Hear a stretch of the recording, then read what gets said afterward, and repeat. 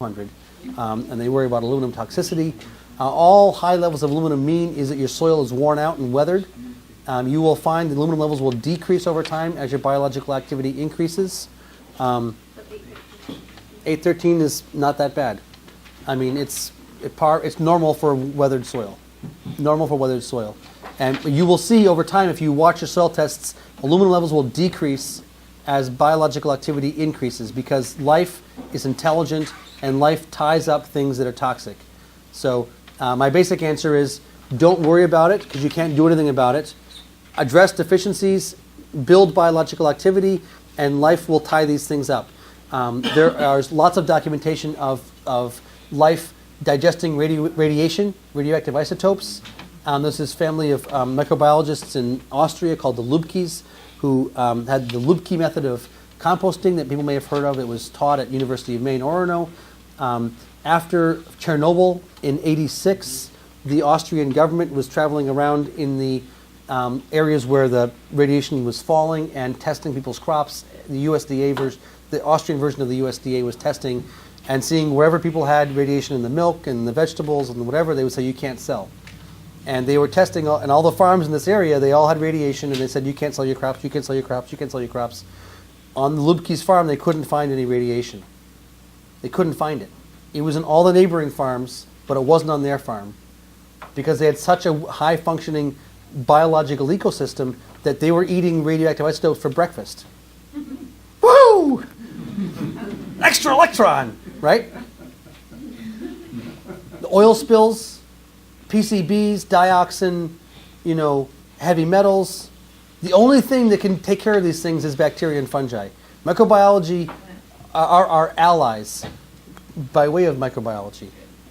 It's the bacteria and the fungi that have these capacities. Paul Stamets has identified specific species that you can go out and you can inoculate if you've got this toxin or this toxin.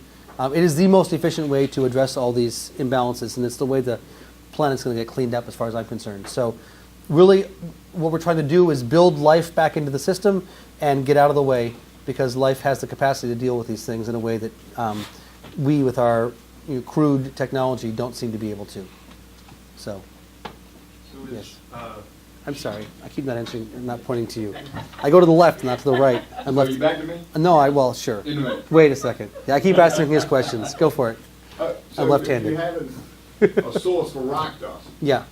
can you not just package it and send it for a soil test? You want to do more of a prospecting assay than a regular soil test analysis.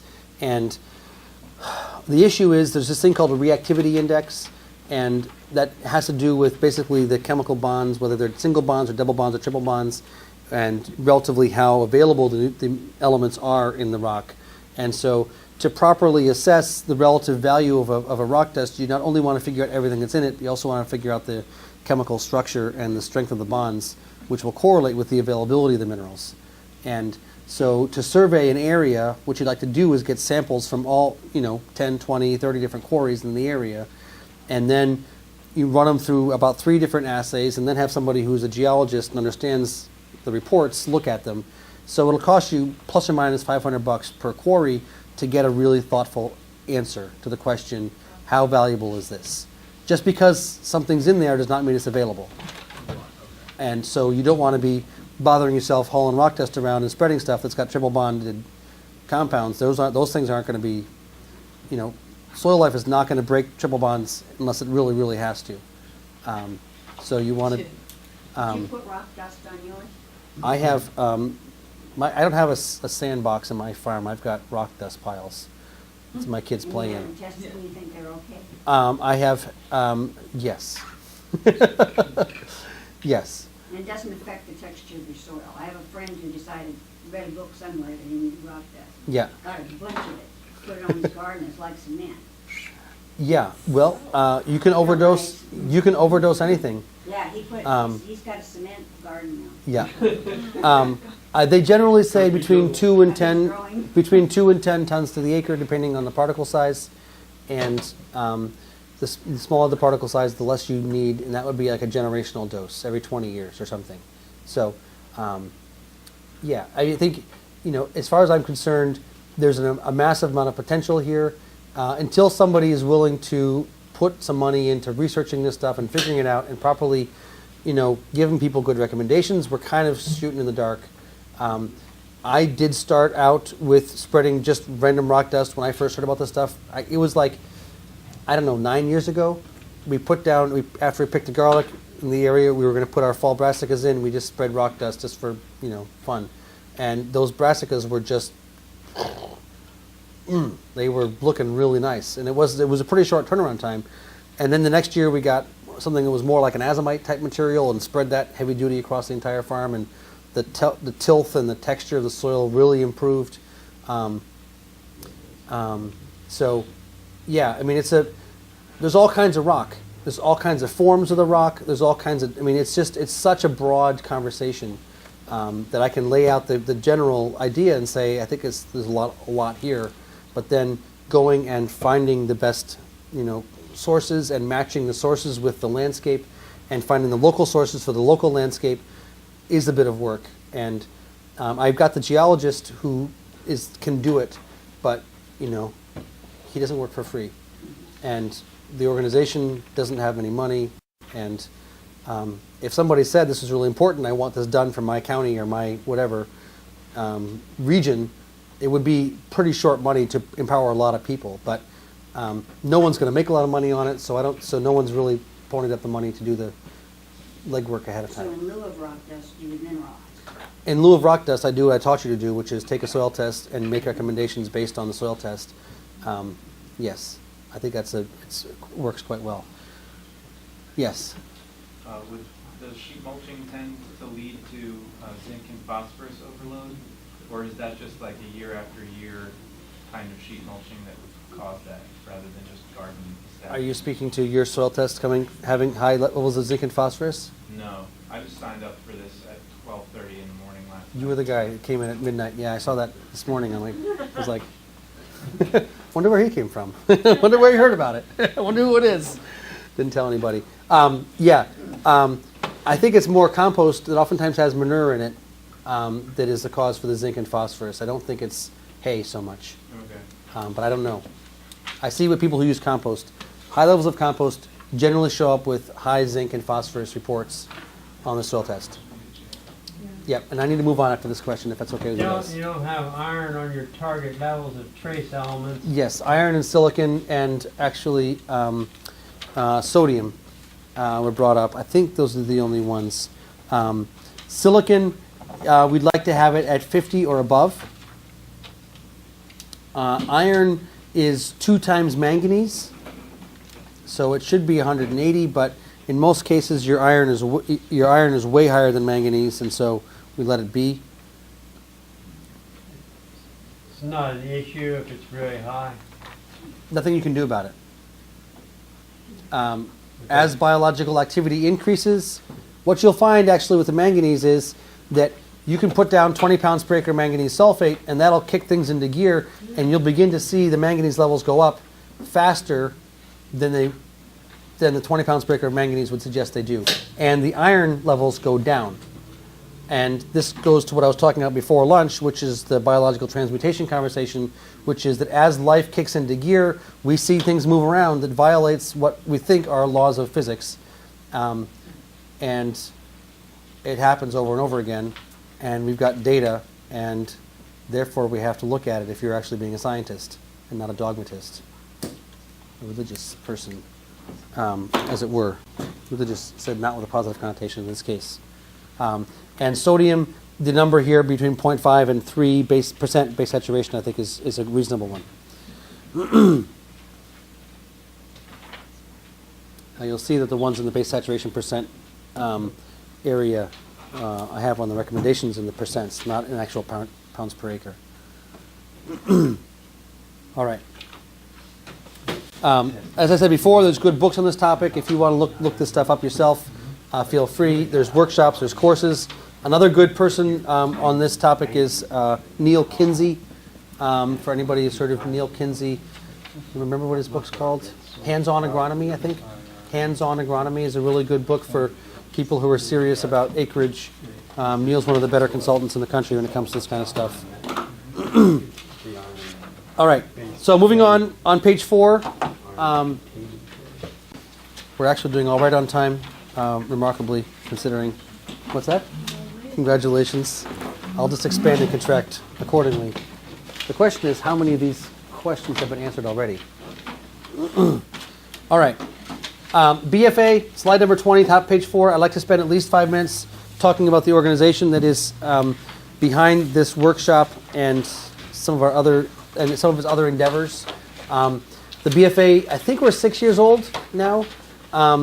We have about 500 members. We have about 15 chapters in 10 different states.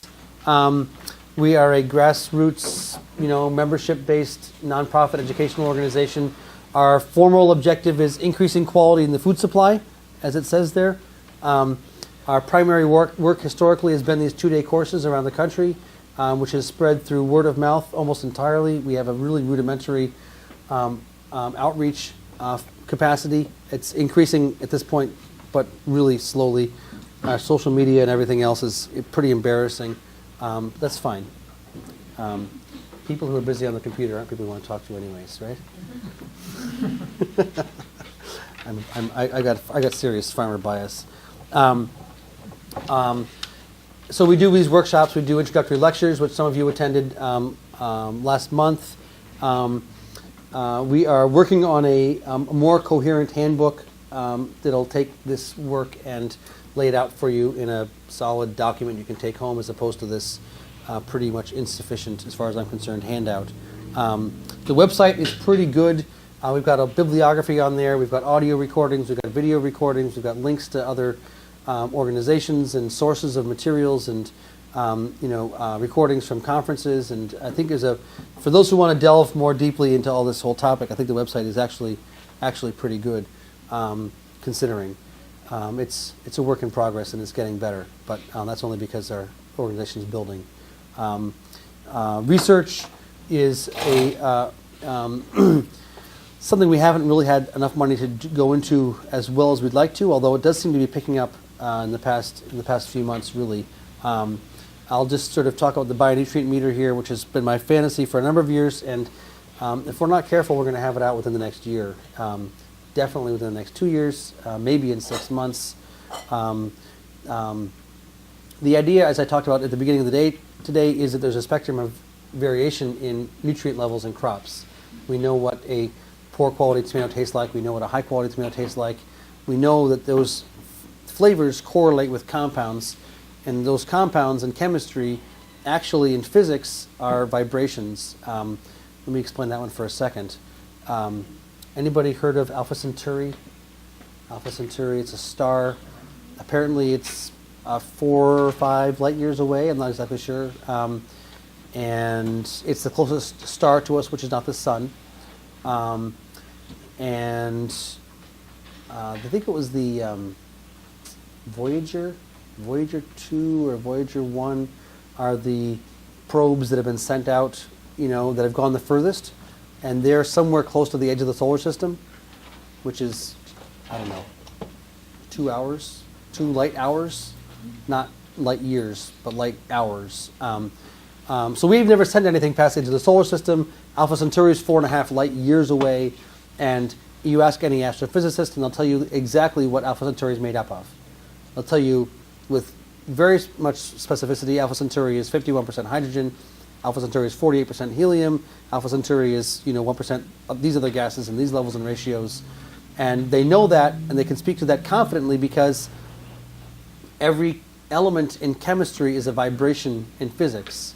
When you read the light coming from Alpha Centauri, all the different elements are vibrating at different frequencies, and you can, if you look at the light with the right frequency range, you can see what Alpha Centauri is made up of. Does that make sense, basically, to people, roughly, sort of?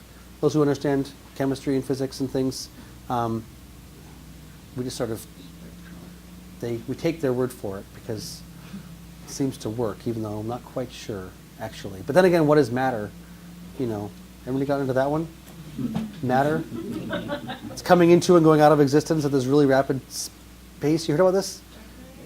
Well, dark matter is a whole other conversation. No, regular matter, it seems to be, it's not actually there. It's coming into and going out of existence.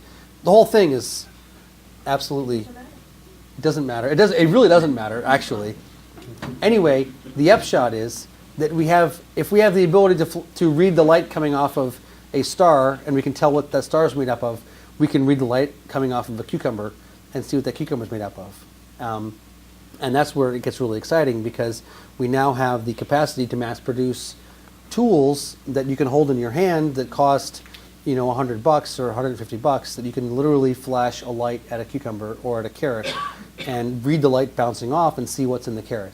And so the idea is that we have consumers able to go to the grocery store, able to go to the farmer's market, able to go wherever to the farm stand and go, "Boop, boop, crap, boop, crap, boop, boop, decent," and buy the best bag of carrots off the shelf, the most flavorful bag of carrots off the shelf, and use money to incentivize business. You know how money works with businesses? They do whatever makes them money, regardless of whether it's good or bad. Heard about this one? Yeah. My understanding is that, what's good is nice, and what makes money is what happens. And until we figure out a way to help people make money doing the right thing, they're not going to do the right thing. And so the idea is, if we give consumers the ability to test quality and make their purchasing decisions based on quality, then we'll have an economic driver that'll walk all the way up and down the supply chain to help incentivize farmers and agronomists and wholesalers and retailers to be focusing on quality as an objective, as opposed to the other labels. I had a conversation with the regional buyer for Whole Foods a couple of years ago, and I was talking about this idea, and I was, kind of saying, "Hey, would you guys want to help with this? It's going to be really good to do." And they said, "Not a chance in hell. We're going to help you, but when you're a couple years out from having this technology, please come tell us, because we'll then give our growers 2 years to meet standard. We're not going to help, but we don't want to be embarrassed when you're able to actually test our crops.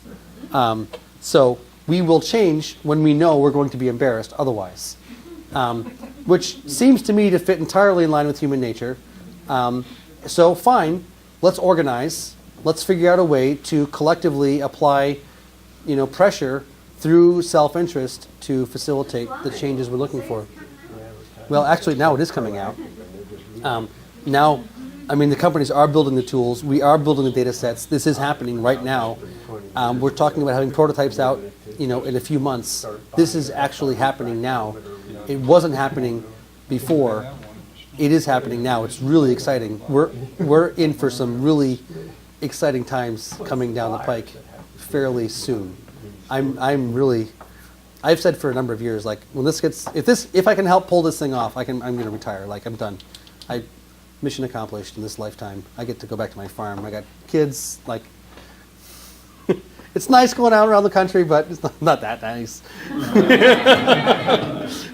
If I do something of consequence, great. I'm going to feel good about myself. No, I won't retire, but yeah. Anyways, so that's our research project. That's the meter. Do you have published somewhere kind of what it will test for, specifically?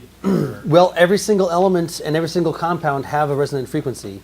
So you're testing for the elements themselves? So you flash a light, and what happens is you get what bounces back at you is this whole squiggly of peaks and troughs. Right. And then you have to read, you have to figure out from that what that means is there, and you have to build the algorithms, which requires a decent amount of back end, testing.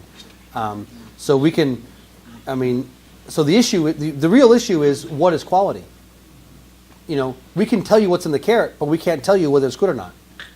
We can spend $700 testing the carrot, or we can flash it with a light and test it. But either way, we still don't know what quality is, because no one's figured out what's good and what's bad. So that's the real project, is to take all the data we collect and put it out in the open source literature for people to look at, and to have thoughtful people begin to build algorithms that say, this looks better than that, and then maybe we can actually start feeding some of these things to animals and seeing what the effect is, to correlate what we think quality is with how life responds to it. So have you started publishing any of that data? We have not published any of that data yet. The biggest data sets that I've gotten my hands on are coming from companies that have been doing this work for their own interests with tissue tests and soil tests. Ideally, we want to correlate what's going on in the soil, what are the mineral levels, what's going on with the life in the soil, the microbiome, what cultivars you're using, which varieties, who are the mother plants, because you get your green Swiss chard from here and your green Swiss chard from there, and the mother plants had different life experiences, and you put them into the same soil and they perform differently. So, only when we can begin to assess all these things can we actually give farmers good advice about what to do to grow healthier plants. So, for me, this is a much larger project of assessing what are the environmental conditions that correlate with quality, and as part of that, what is quality.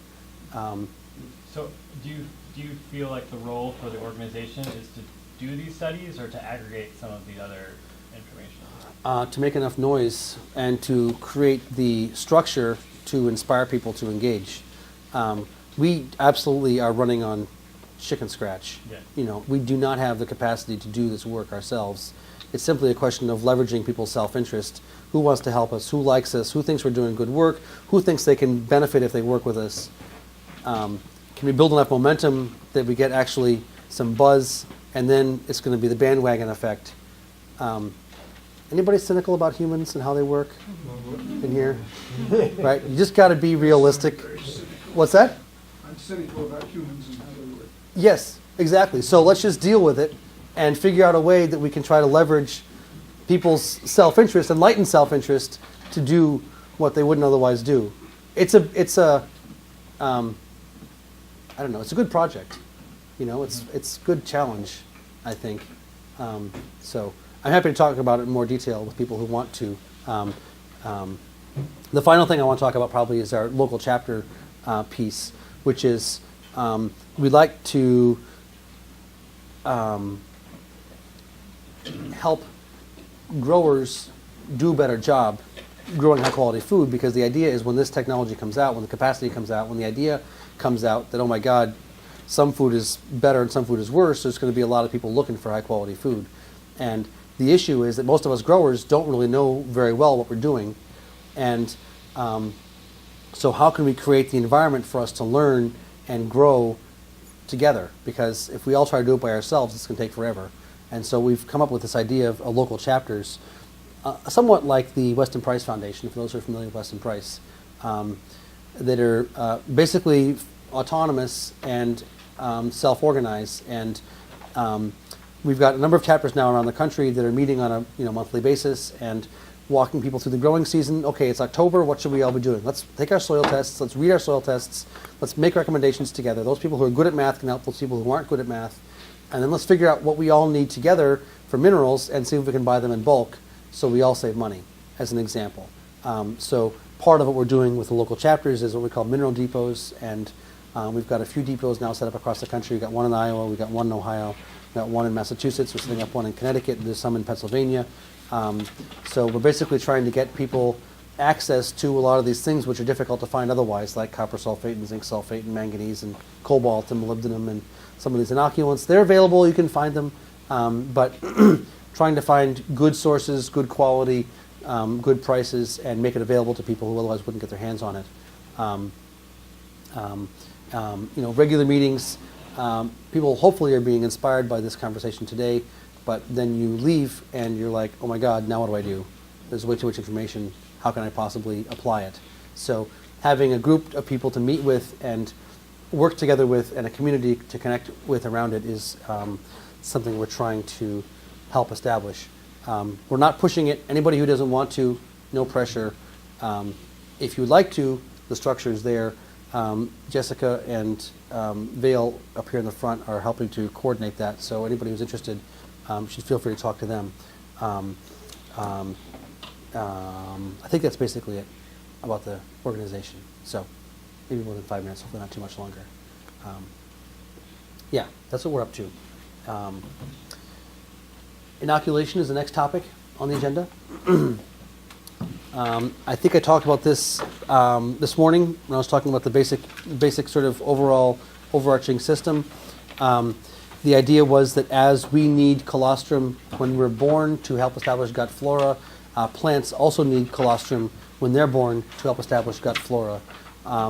And even throughout their life cycle, inoculating your plants is a really amazingly powerful process for helping kick into gear the overall biological system.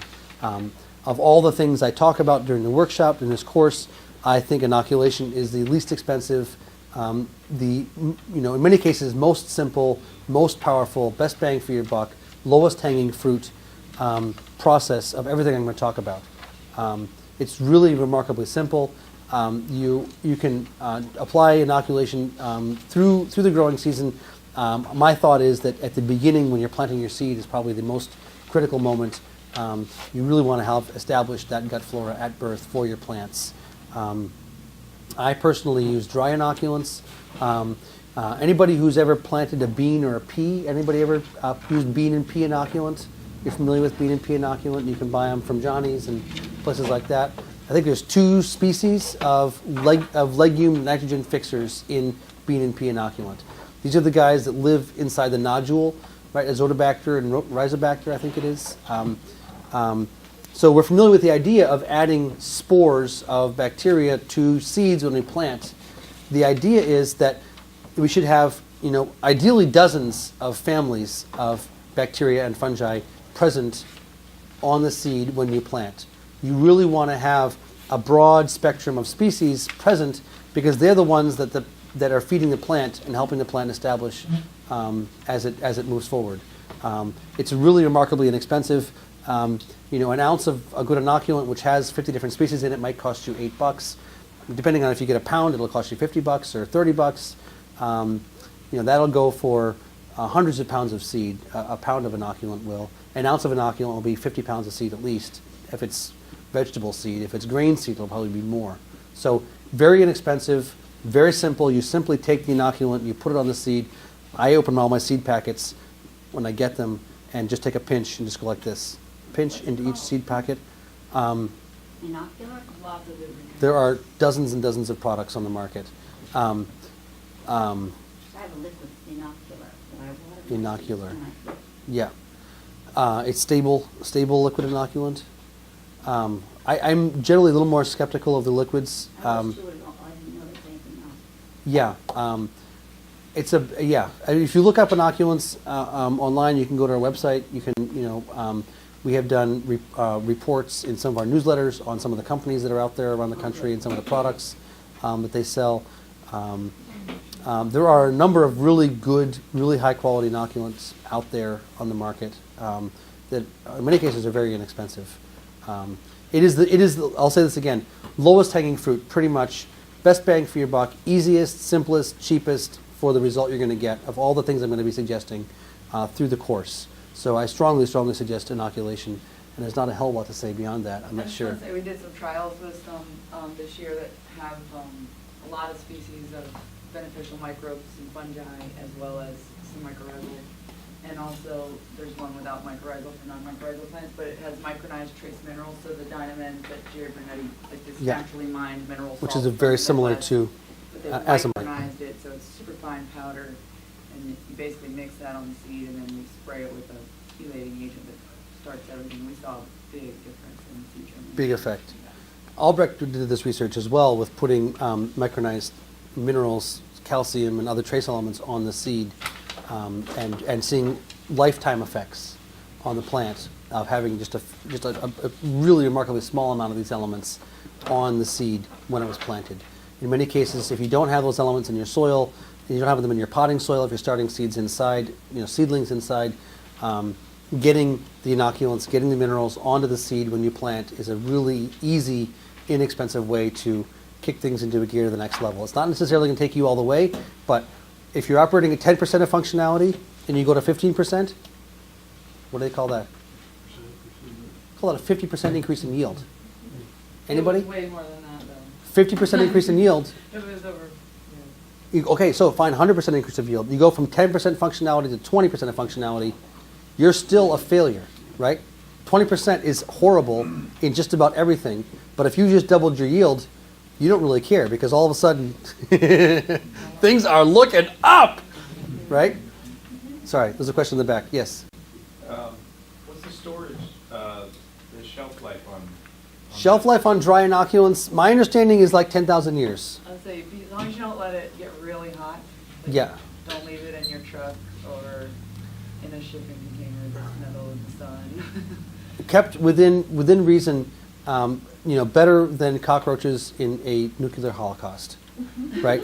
I mean, they're spores. They're the egg form of bacteria and fungi. They are ridiculously stable. You don't get them wet. As soon as they get wet, boom, that's game over. So within reason on temperatures is helpful, but even still, you can push it. But yeah, yeah.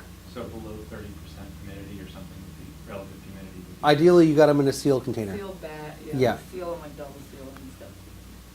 We get this similar effect by putting compost or compost tea in our starting mixes. So compost tea is an inoculant.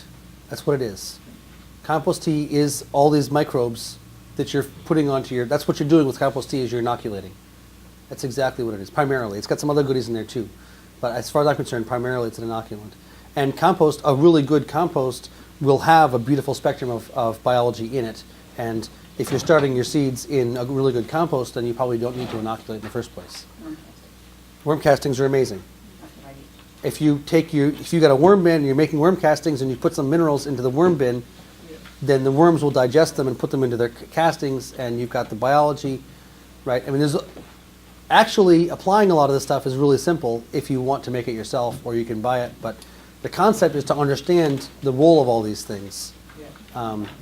and then you find the people in your local area who are a little farther down the road, and they can help you, and we start learning together and applying together. I like to talk about. There's a book which I have with me, but I don't have it today because I didn't bring it with me. It's called How to Grow World Record Tomatoes. Anybody seen this book? How to Grow World Record Tomatoes, published by Acres USA. There's this It's the guy that chops really nice up and down and that. redneck, southern boy from Alabama. Good old farm boy. Smart, right? Common sense, nobody's fool. He said, I want to be in the Guinness Book of World Records. And so it took him 5 years to figure it out. He wanted to be the most productive tomatoes. And the year he got into the Guinness Book of World Records was in the mid-'80s, I think. One tomato plant there, one tomato plant here, one tomato plant there, one tomato plant there. 4 tomato plants, 5 feet on center, 1,320 pounds of tomatoes. 1,320 pounds of tomatoes on 4 plants, averaging between 28 and 32 feet tall. It's a picture book. You can see the pictures, right? You don't just believe him. Here's the pictures of him next to his tomato plants, right? Over what Blows your period mind. of time? What's that? Over what period of time? One growing season. He's from Alabama, so it's a little bit longer than it is here. But either way, so your tomatoes only get to 20 feet tall and only produce 200 pounds per plant instead of 320 or 340, whatever it is. Either way, my thought is that if this stuff is true and we can support each other in beginning to do better, there's no way to convince other people better than leading by example, right? I mean, a couple years ago, I was giving this workshop in Connecticut, and I made reference to 7-foot tall eggplants. And this guy in the audience, he called me out. He said, bullshit. Bullshit. I said, bring it on.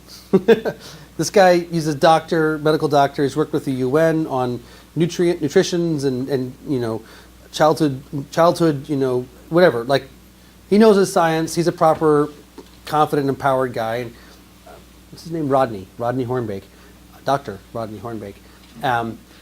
And he said, bullshit. I said, let's go. And so he said, I'll do whatever you tell me to do, and then we'll see. I said, great.